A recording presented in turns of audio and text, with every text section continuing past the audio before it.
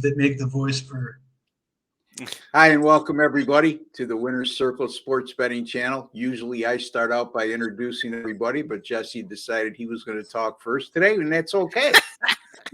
Because Jesse probably talks the least of any of us. Well, not probably, he does. As you all know, if you've been following our podcast over the last couple of years. Anyway, we are the Winner's Circle Sports Betting Podcast on the Winner's Circle Sports Betting Channel. I'm Ross Benjamin, your host. Sean Higgs and Jesse Schule, excellent professional sports handicappers, are with us today, like they are every Tuesday morning. And it is Tuesday. It's November the 21st. And guys, how are you? Sean, starting with you, I know you're going through some aches and pains. And, when you start getting in your 50s, buddy, or close to 50, whatever you are. The plus dollar granddaddy. I don't know. I'm feeling pretty spry for 66. Oh my goodness. I don't know what I did. I was at Topgolf and whatever. I took a couple swings, my shoulders bother me, and I'm in some crazy pain. They gave me pain pills. I've already doubled up on them. They gave me 12, like you could only have one of these a day. Yeah. All right, I take 3. I'm still in pain. Yeah. So I gotta go well, over I mean, all kidding aside, I don't want to make light of that because I've been through that and it's not a pleasant experience. Certainly takes away from the quality of your life. So Sean normally is with us on Wednesdays, which is tomorrow. And he won't be with us tomorrow because he has to see an orthopedic guy. So it'll be just me and Jesse. And we'll afford up pretty well. And we'll be talking some college football tomorrow as well. We have 3 games we're talking today in college football, Jesse. And all 3 of them go on Friday. So big weekend coming up, Thanksgiving weekend, 3 NFL games on Thursday, a boatload on Friday, and more in college football, and also a Black Friday game between Miami and the Jets. I don't know how much we could look forward to that matchup, but anyway, Jesse, how are you? Well, Ross, it's always a good time when you eat 2 tomahawk ribeyes in a 3-day span. I got to tell you, the second one was better than the first. Aside from that, I've lost 10 pounds on my diet. Got a haircut today. There was some vicious rumors floating around the internet that I wear a hat on this show because I'm thinning up top. I got to tell you, I got plenty of hair for a 47-year-old man, and most of it isn't even gray. So I'm sporting the au natural hairdo today. Had a shave, hit the gym pretty hard, and delivering plenty of winners for a guy that was in a slump a few weeks ago. I think the day that I told Sean to break out the pen, it's been smooth sailing ever since then. Yes, you have. Not quite the same for me. I've been in a little bit of a slump over the last few days, but that happens. I mean, I was on a torrid stretch for 3 months. I know Mr. Higgs is off another good day yesterday as well. And you could find, let me look at the standings real quickly so I could really zero in on what these guys have been doing of late. Yeah, Jesse, number 1 over the last 7 days with an 18-7 record. $100 a unit players up $3,468. Sean is number 2 over the last 7 days. Sean is number 2 over the last 30 days. And Sean is number 3 over the last 60 days. And Jesse's number 3 over the last 60 days. And I continue to be on top of the leaderboard since the site's inception, although I lost about 18 units since Saturday, but we'll get it back. Been down that road and did that. So as you can see, folks, all 3 of us have really been doing very well over the last 3 to 4 months. And also, folks, we do have a Thanksgiving special going on right now through Friday at midnight. Okay, so that would actually be Saturday morning at midnight Eastern time. And it includes this. If you buy a 3-game package from any one of us, we'll add a 4th day for free. So again, 3-day package, which goes for $99, folks. And the 3-day, you can get four picks or 4 days for $99 for any one of us over at Sports Capping. Boy, oh boy. I'm losing my mind these days. Gamblersworld.net. Sports Capping is where some of us are, and we are monitored there as well. So in any event, Now that I screwed that promo up, let's get on to the real stuff and the games. And let's start with you, Sean. You know, Texas and Texas Tech. Texas right now a 13-point favorite. The total in the game is 54. That game goes on Friday. And Sean, you know, Texas still has a lot to play for here. Texas Tech is they've been surging down the stretch, but are they up for the challenge against a team that's got a lot at stake right now in the Texas Longhorns? Yeah, well, Texas basically playing for the last couple weeks, Big 12 championship, right? The whole thing is like teams get tied and get in there. Well, you got to keep winning to get in there. I don't know if,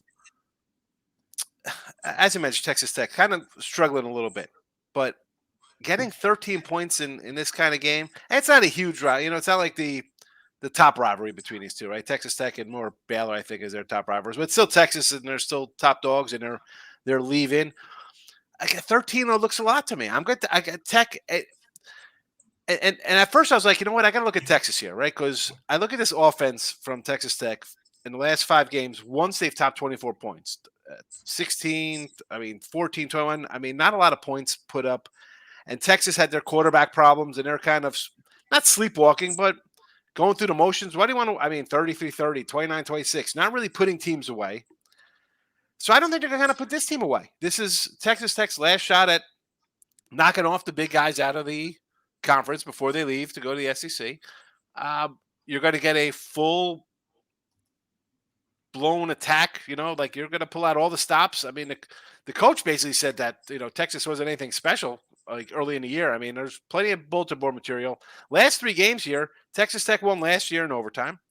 Texas rolled 70-35 the year before that, and then 63-56 in overtime game.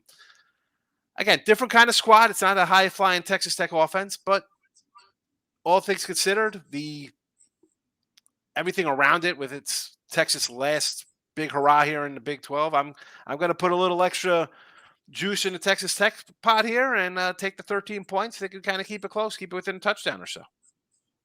All right, so Sean likes Texas Tech plus the 13 against Texas in the big rivalry game in the Big 12. Jesse, again, you're looking at one team has won 5 in a row in Texas.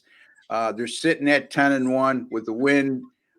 They're still alive for the college football playoff, especially if they win the Big 12 title game. And a Texas Tech team that's won 3 in a row, albeit all by 7 points or fewer. But, a win at Kansas is pretty impressive. Last week, they beat Central Florida 24-23 at home. The week before, or 3 weeks ago, Texas or against TCU at home, 35-28. This is a tough one for me, Jesse. What about you? I'm going to agree with Sean. You guys might remember a couple weeks ago I was talking about quarterback Baron Morton and their wins with him and without him, and I screwed up the exact number of games. So I've made sure I'm going to get this right this time. But Texas Tech is 6-2 in the games that Baron Morton has played, and they are 0-5 in the games that he hasn't played. So when the odds makers are making the lines, when the customers are or when the bettors are looking at placing the bets, I think they're judging this Texas Tech team on its overall body of work. And I think it's important to distinguish the fact that with Baron Morton, they're not the same team as they were in those other 5 games. If he played all of those games, what would their record be? I think they win at least a couple of those 5 games that they lost if they had a better quarterback in there. And as far as Texas having everything to play for, sure, but they also have a ton of pressure, where Texas Tech doesn't have the pressure. And sometimes pressure can bring on a great performance. Sometimes it can be disastrous. This Texas team has sort of, like Sean said, they kind of look like they're flirting with disaster. I think it's too many points. I think Texas Tech comes to play and stays within the number at the very least. All right, so Jesse agrees with Sean. There's a scoop. That Texas Tech plus the 13 at Texas is our official pick from Sean Higgs. I'm going to take a goal in a different direction here. I usually don't do this, but I'm looking at a first half total in this game here. Texas Tech, the last 3 games, they've gone under the total in the first half, while Texas, 3 of the last 4 going under in the first half. And I'm going to go under the total of 26.5 in the first half in this game. It's my opinion play. This is not going to be a member selection, but again, we like to at least offer an opinion on the game, and that would be my strongest opinion in terms of a pick. But again, the official pick for Mr. Higgs is Texas Tech plus the 13 at I want to Texas. also throw in here, Ross, that I should Sure. have said. So this was like a 13 and a half. And you know how I feel about those like 14 and a half kind of point spreads. It kind of goes, I was supposed to do Alabama tomorrow. So I'm going to say, Alabama Auburn is 14 and a half. I like Alabama tomorrow. I know I'm not going to be here, but that would have been my pick. And it's another reason why I just think it's easy. As Jesse said, you look at Texas Tech, the record, this and that. Oh, Texas just has to win by 14.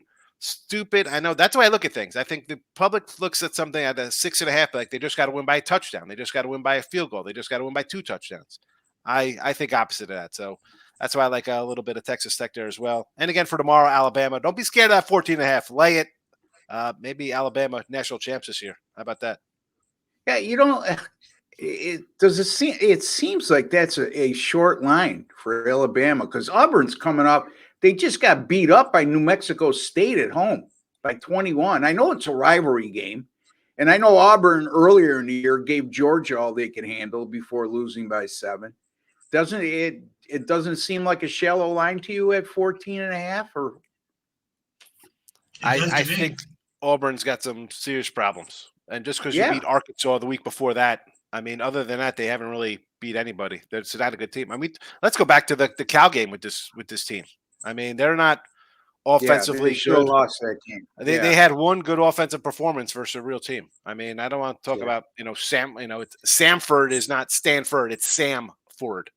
So it's an FCS school, correct? Yeah, no. Jesse, I mean, I know we were supposed to be covering this tomorrow, but it's a good time just to talk about it right now. But again, I'll ask you the same question. Did this line jump out to you a little? Because I was quite surprised that Alabama was just a 14.5 point favorite in this game.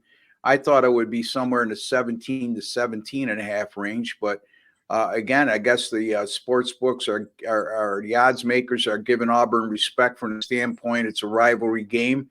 And the old adage is you throw records out the window.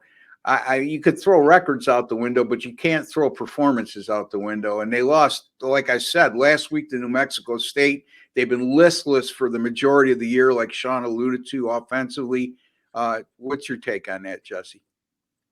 Yeah, it does look like a short number to me. I would put it 17.5 to or higher. Like you said, rivalry game, sure.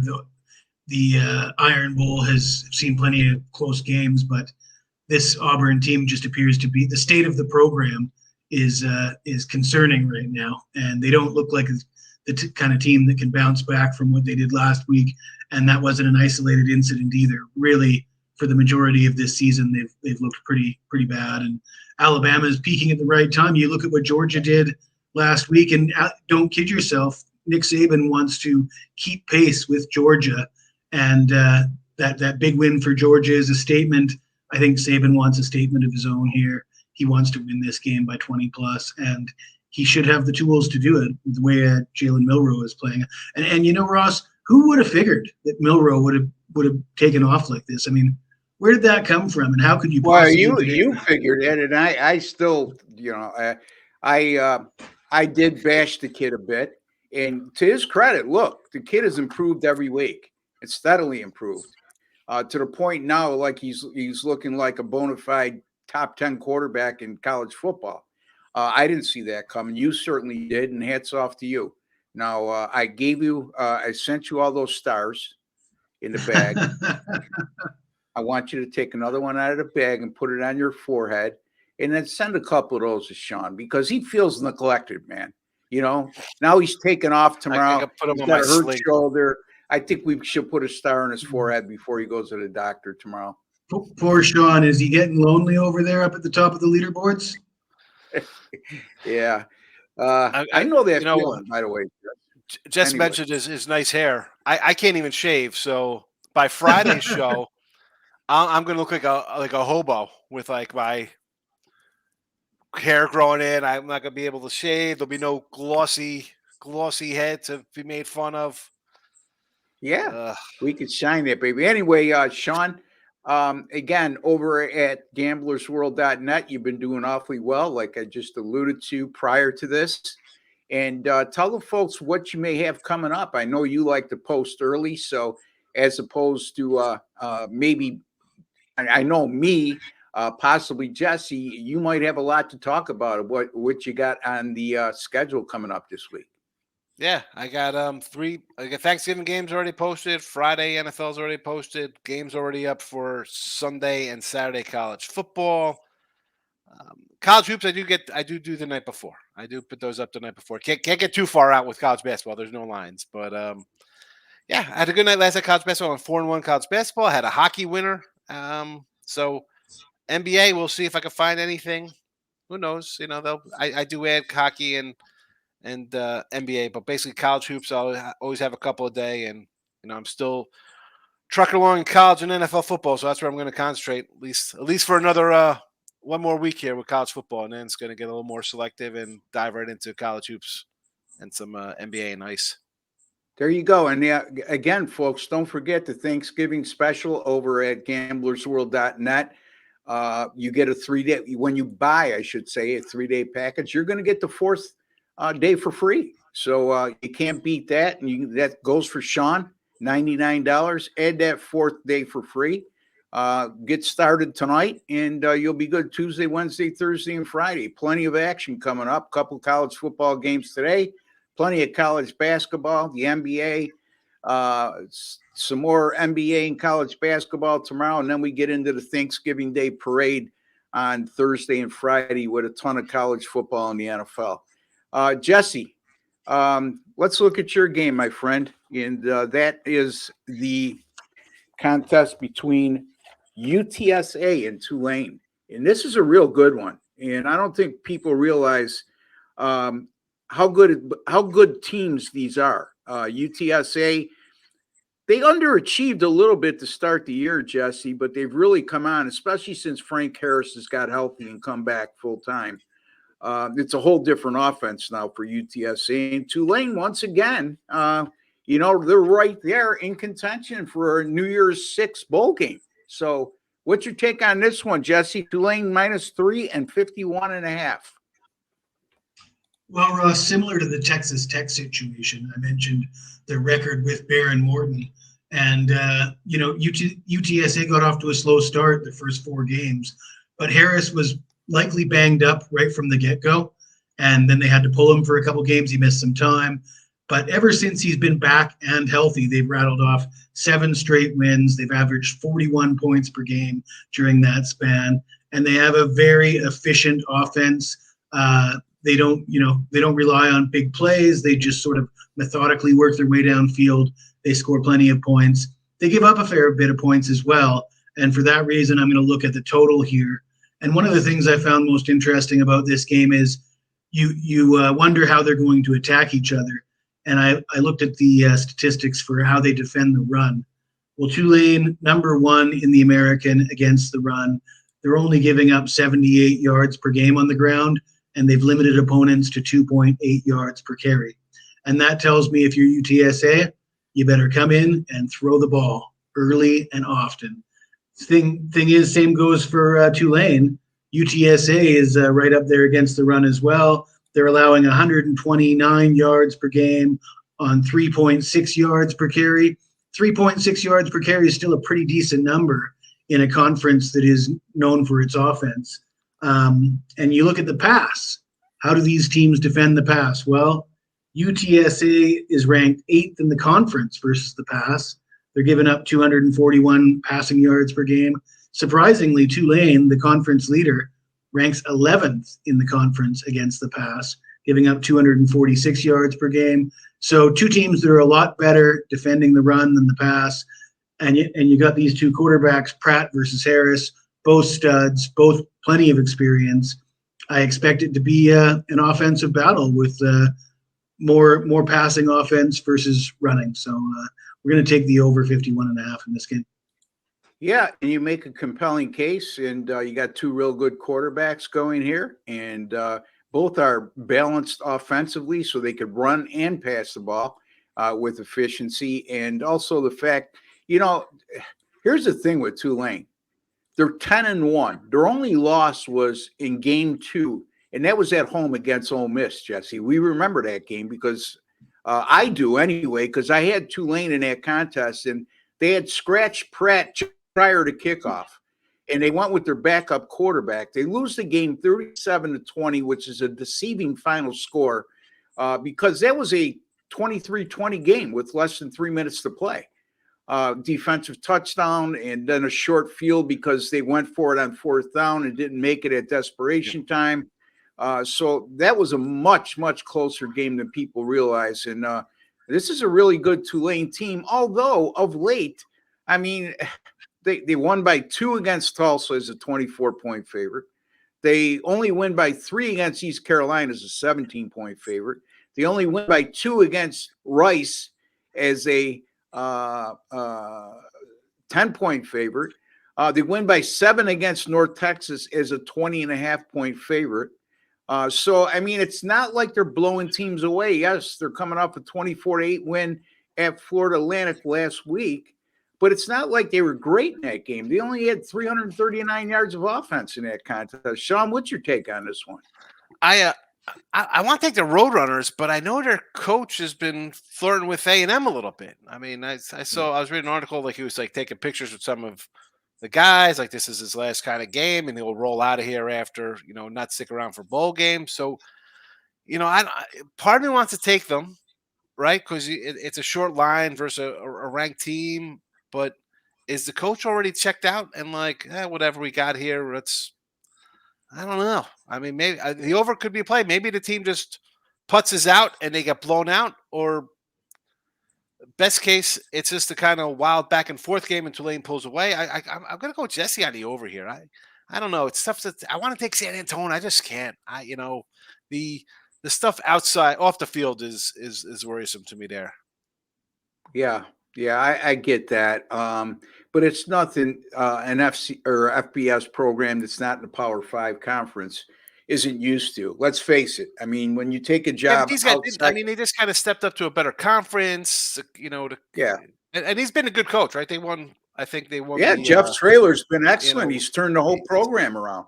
I mean, he's well respected, and there's a reason why he's in the conversation with Texas A&M. I mean, he's used to recruiting inside the state of Texas. Yeah. He's done a tremendous job of recruiting at UTSA. Could you imagine how much more leverage he would have at A&M, recruiting kids to play before 100,000 plus every home game? So, yeah, and let's not forget, Willie Fritz ain't a bad coach either for Tulane. They beat USC in that New Year's Six bowl game. They're another 10-1 season right now. This is a good program, and that's a great coach in Willie Fritz. But here's the thing with me, guys. I'm going to take. You guys don't have the guts to do it. I will. I'll take UTSA plus the 3 here. I think that Tulane has been very underwhelming of late, like I alluded to, all those close games. And it's only a 3-point favorite at home against a team that has 2 more losses than them. And again, let's keep in mind, UTSA is 8-3, but they've won their last 7, like Jesse alluded to. I mean, they started out 1-3, and Frank Harris wasn't healthy and on the sidelines for a couple of those games. The only game he really played that they lost, where he played in its entirety, was Houston. They lose that game 17-14, and that's probably where he picked up the injury as well. He probably picked up the injury in the middle of that game, which probably factored into why they lost to Houston. Yeah, I mean, otherwise, they lose at Tennessee 45-14 with a backup quarterback. They lose the Army at home 37-29, which is head scratching. But again, without Frank Harris. But since that time, they put up 49, 41, 36, 41, 37, 34, 49. This offense is humming. And so I like I'm going to take UTSA here plus the 3 as my opinion play over Tulane. I do like your over too, Jesse. I just rattled off the points that UTSA has been scoring. And Tulane's not bad either. I mean, they've had 6 games within their conference where they've scored 30 or more. But the last 3 is what bothers me with Tulane. 13 against East Carolina, who's I think 2-9 right now. 24 against Tulsa, another terrible team. And Florida Atlantic is, if you say they're mediocre, you're giving them a lot of credit. So we'll see what happens. But anyway, Jesse, what do you got coming up this week? Well, I'm licking my chops about this football card. We got, good games on Thursday, Friday, and Saturday and Sunday. So I haven't got a full card out there yet, but I've got a 10-star NFL up for Thanksgiving and one for Sunday as well. And I've got some college plays up already for Saturday. So we'll have a full card. There's no doubt about that. And I'm feeling a lot better than I was, a week, 10 days ago. You certainly should be, because since I had that talk with you, you seem like I should be Knute Rockne, because you haven't, I don't think you had a losing day since. Anyway, look at Sean loves that stuff, Now I can't wait. Let him go, give him 5 minutes and he'll have something in reference to that, the Knute Rockne reference. So. And don't forget, Jesse over at gamblersworld.net. I mentioned number 1 the last 7 days, number 3 the last 60 days. And you can get his Thanksgiving special as well, like every other handicapper at the site, where you buy 3 days and you get the 4th day for free, all for $99. And that starts immediately right now as we speak. So don't hesitate, folks. Go over there and purchase from your favorite handicapper. Or the guy that you think gives you the best opportunity to win right now, or the guy you're the most comfortable with. That's fine, because there's all great handicappers there, not only us 3, but 7 other good ones as well. And again, folks, that's you buy a 3-day package for $99. We add in the 4th day for free from any handicappers, whether it be one or several you want to buy from. That special takes hold. All right, let me talk about myself for a second, and it hasn't been good lately. I lost with Kansas City last night, so my NFL was a 2-5 week. I haven't had a losing week like that since week 1, and but we continue to move on. I'll have 3 plays up, all 3 games for Thursday in the NFL. I'll have several plays up for Friday in college football, and again on Saturday in college football. Really love the card this week. And I'm going to bounce back, and I'm going to bounce back with a vengeance. And number 1 overall at gamblersworld.net since the site's inception, and been doing very well over the last 3 months. Again, specifically speaking, since August 4th, I believe I'm somewhere around 58% in all sports since August the 4th. Let me be a little more specific with you. And of course, the site I need to bring up isn't coming up, but somewhere like in the area of 156 and 108 since August the 4th, which is good for 58%. I don't give out big dogs, folks. So dime players over that course of time are up over $34,000 since August the 4th, which is 3.5 months. All right, let me get into my game. And I'm going to be talking about Oregon State and Oregon. Oregon right now, a 13.5-point favorite, and 62 is the total. Talk about a team that has a lot to play for. Oregon still on the outside looking in with regards to the playoff picture. However, I think they're right now, I've said it for the last couple of weeks, and I'll say it again. I think Oregon, hands down, is the best team in the country right now.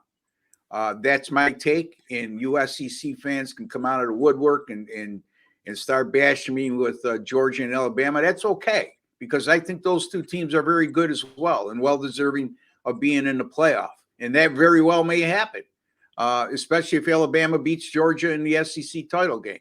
But without getting off track like I am right now, Oregon is not only they're 10-1, they're 8-2-1 against the spread. Their lone loss came against Washington 36-33. when head coach Dan Lanning decided he was going to go for it on 4th and 1 from his own 48 with less than 3 minutes to play. It backfired. They didn't make it. Washington scored the go-ahead touchdown to take a 36-33 lead. Then they came back, roared down the field, and missed the 38-yard field goal on the last play of the game. That's their only loss. But look, beside that game, they've been dominant. In that 10-1 record, they're plus 29.9 points per game. They're outgaining the opposition by an average of 238 yards per contest. All right. And this is, look, Oregon State's a good team. I had them last week against Washington. That was a heartbreaking loss, an emotional loss. They lost the game 22-20 at home. We're in prime position to pull off the upset here, upset there, and they let Washington off the hook. How do they respond? Well, it's a heartbreaking loss. Now they go into a rivalry game. Here's the thing with me. Again, if you've been following me for a while, you know the way I think in this regard. Oregon's 8-3. Their 3 losses have come by 3 points or fewer.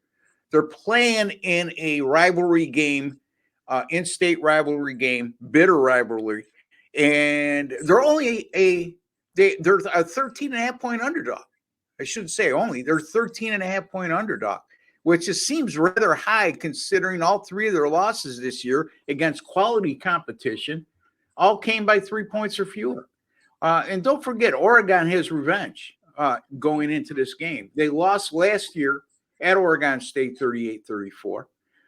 Oregon has defeated Oregon State in the last 7 times in games played in Eugene at home by 19.3 points per game. And this is a run-heavy Oregon State offense. But they run the ball awfully well. The problem is going to be Oregon is extremely good against the run. They've allowed 111 yards or less rushing in their last 9. In 8 of those 9, they allowed less than 100 yards rushing. And Oregon, over the last 2 games, they racked up 560 and 609 yards of total offense.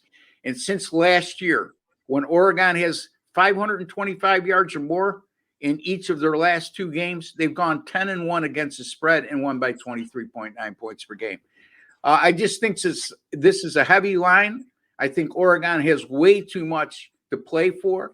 I think this could be a big resume builder in terms of if they get into some type of tie-breaking situation with the college football committee. What better way than to beat up your rival, who's a top 25 caliber team at home? I'm going to take Oregon. I like them big here. Oregon minus 13.5 against Oregon State, Jesse. Yeah, 2 things that crossed my mind.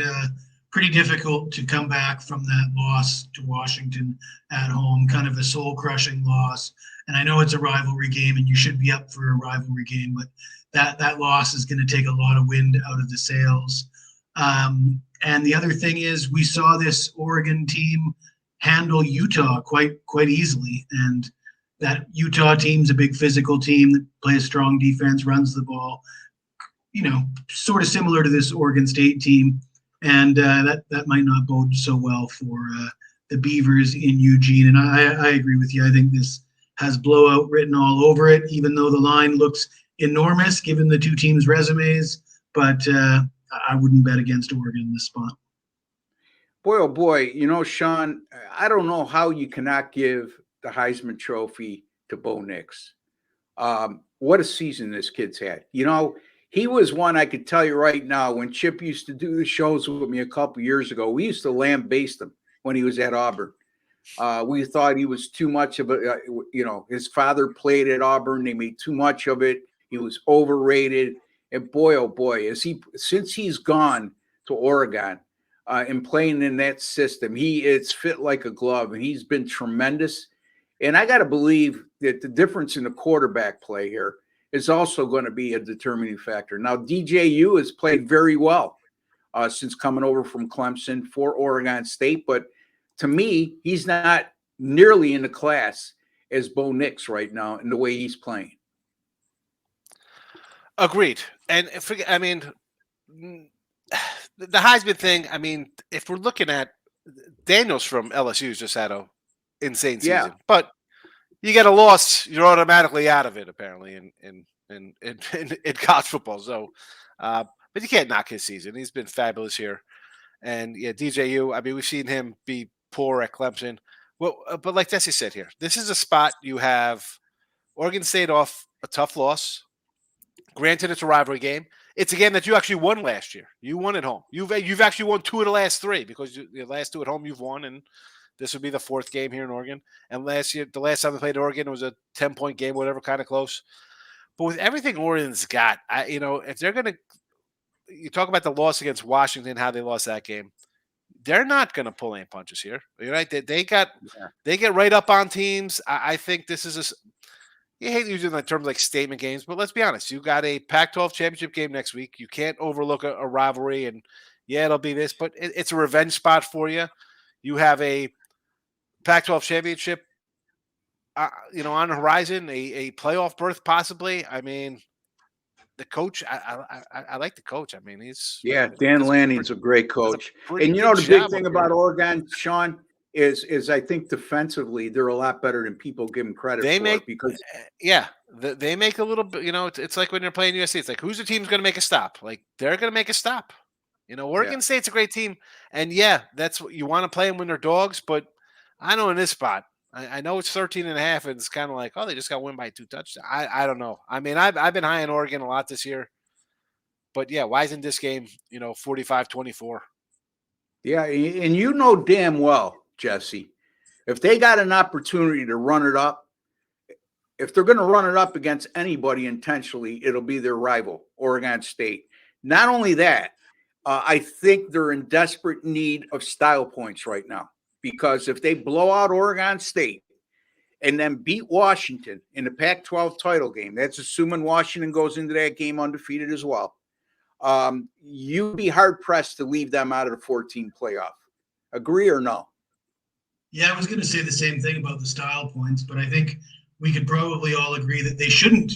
I don't think they should need style points. You said you think they're the best team in the country right now.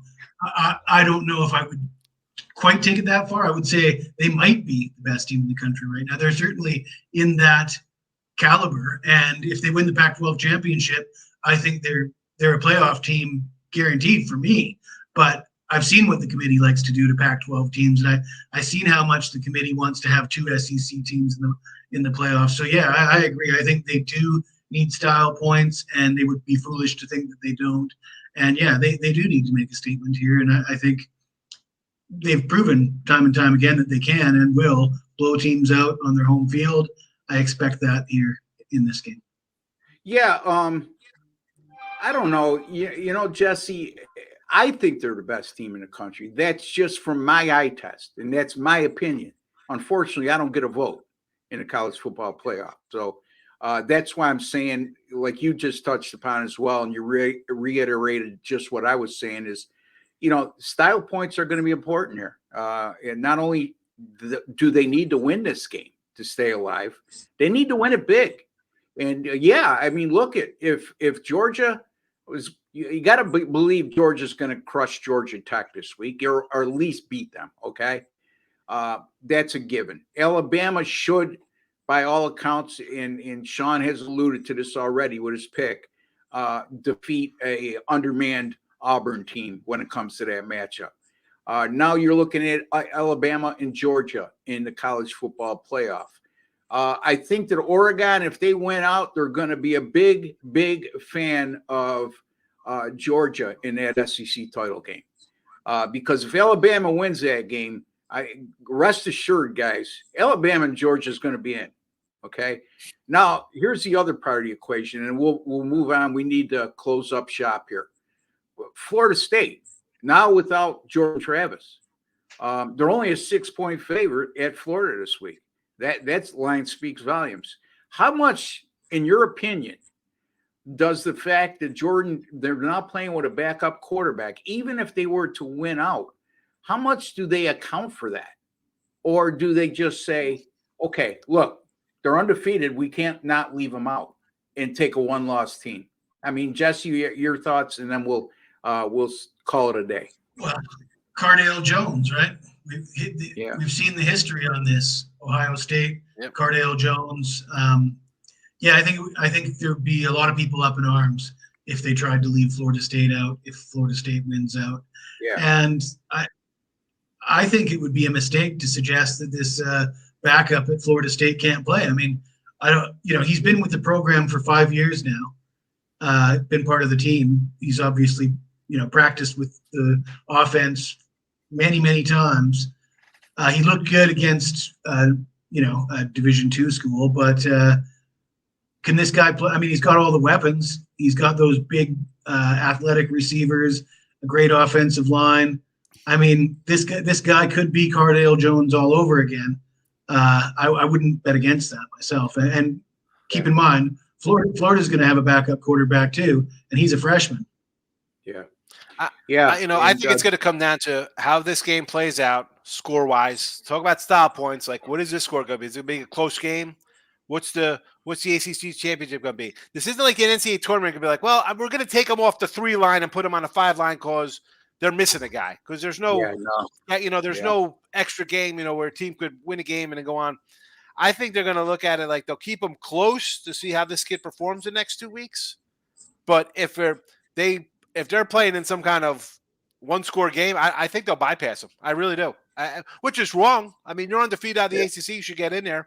Just like if you're undefeated out of the Pac-12 or Big 12. But they love their Michigan and Ohio State and Georgia and Bama and to a lesser degree LSU. Right, if they were. I mean, having said that, Florida State, they go into Florida.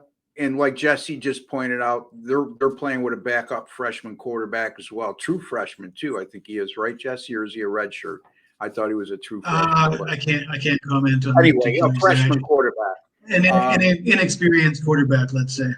Yeah. So I mean, they're only a 6-point favorite in that game, 6 or 6.5. If they survive that, then they're going to have to face Louisville in the ACC title game. And now, the fact that you don't have Jordan Travis against a quality team like Louisville, even though I still don't think Louisville's as good as their record, is going to be a challenge for him. So we got a lot of interesting scenarios coming up. I could tell you this right now. I can't wait for the 12-team playoff to start next year because it's not so much the conversation. Yeah, there's going to be some questions as who was the 12th team in, who did you leave out? It's always going to happen. We see it in the NCAA tournament. But right now, 10 teams from the SEC and Big Ten, and then but the point being, Sean, is in this 4-team format, this year especially, there's going to be a quality team or two that's well deserving of being in the playoff. That's not going to be there. Just imagine if Ohio State beats Michigan, and then you got 2 1-loss Big Ten teams. Right. They're going to want to put both of those guys in there. Well, no, because if Michigan loses to Ohio State, you got to factor in that Michigan played amongst all the teams that are still vying for the 4-team playoff. Michigan has played far and away the weakest schedule. They won't put them in. If they lose, they won't put them in just to get rid of the Harbaugh nonsense. They won't get in just based on that. If they got the Michigan's got to beat Ohio State, and then who are they playing in the Big Ten title game? Iowa. I don't know. Iowa. But you see the total in that game, Iowa and Nebraska? 24. What is it? I thought I saw 26 this morning, but it wouldn't shock me if it's 24. Unbelievable. Anyway, I'll be back tomorrow with Jesse Schule. We wish Sean all the best in his doctor's appointment tomorrow, and Sean. From myself, and I think I could speak for Jesse and Jim Quinn and Seth, we like to wish you and your family a very happy Thanksgiving, buddy. And thanks, you'll be back Friday, I hope, for our live show at 3 p.m. Eastern time.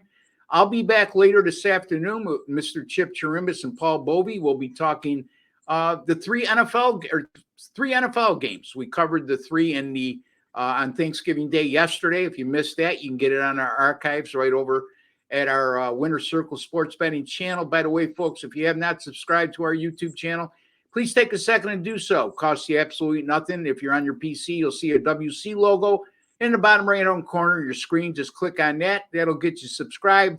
If you're on your mobile device or your smart TV, just hit that black subscribe button and you're set to go. And then take one step further. Not only if you're new, but also if you haven't done this as a current subscriber, go into your YouTube channel or YouTube settings, and click on the alert notification bell for the Winner's Circle sports betting channel. And you'll be notified immediately upon us putting any of our great podcasts up on this channel. Jesse, a like button underneath. Smash that like button. All right, smash that like button. It's a small token of appreciation for the work, time, and effort we put into giving you a quality podcast here, folks. Not only give you free pick winners, but make you a smarter sports bettor today than you were yesterday. Until later on, for Jesse Schule, Sean Higgs, and Ross Benjamin, take care and God bless, folks.